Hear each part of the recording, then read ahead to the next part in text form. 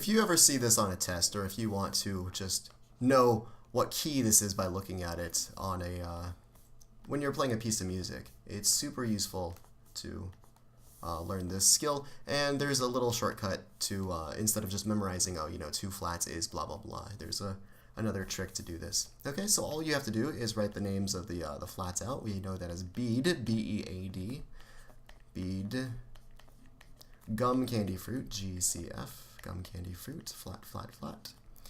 And we're ready to go. Okay, so if we look here, this is B flat and E flat. And if you remember, B flat major had B, C, D, E flat. It looked like this with 2 flats, just like that. Now, so this is the key of B flat major. All we have to do is come from this side and ignore the outermost one and look at the next one in. So we have B and E, but we ignore the E and we look at B, and then that's our answer. That's simply our answer. So this is the key of B flat major. B flat major. You can even write major if you wanted to. Okay.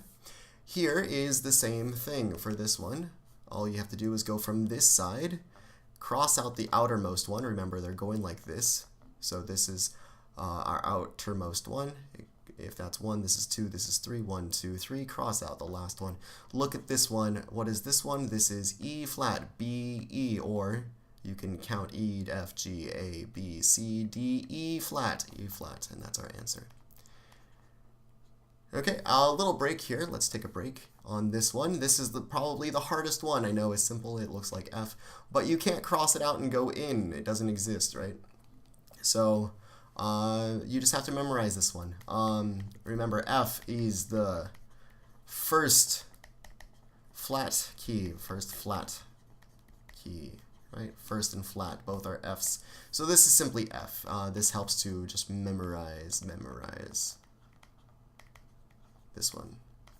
Okay, everything else works with a trick. We simply do this, come from this side, ignore this one, look at this one. This is B, E, A, D flat, B, E, A, D flat, so this is a D flat. Okay. Same thing here, we ignore, we can do the bass clef here, we can ignore the last one, we look at the last one here, B, E, A, D, G flat, B, E, A, D, G flat. And we know also not only the name of the key, but we also know that, you know, B, E, A, D, and G, and C, these are all flatted in this. So if you wanted, you could write your scale like this, G, A, B. All of these are flatted except F, everything except F, right? Not the last one. G, A, B, C, D flat, E flat, F without a flat, and G flat, like that. Okay, so it helps just on this little information. We know all of this stuff. It's super useful information. Okay, finally we have this last one. We ignore this one. Let me do that again. We ignore this one, go inwards. This is B, E, A flat. And then finally we have this, B, E, A, D, G, C, and F, F flat. Is the wrong one. Is the wrong one. We ignore that one. We look at this one, that's B, E, A, D, G, C flat, C flat. There you go. So that's the key of C flat. And that has everything flatted. Okay. Oftentimes on tests, you'll see one more like this, and you'll say, oh, maybe they forgot to put a key signature in here. They didn't.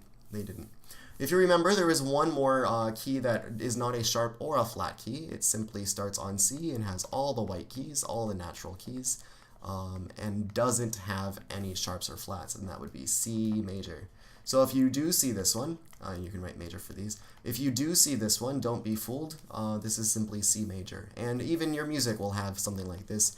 You'll see this, and maybe it'll be G, A, G, E, D, or something like that. And nothing is sharp or flatted. This will probably be in the key of C major.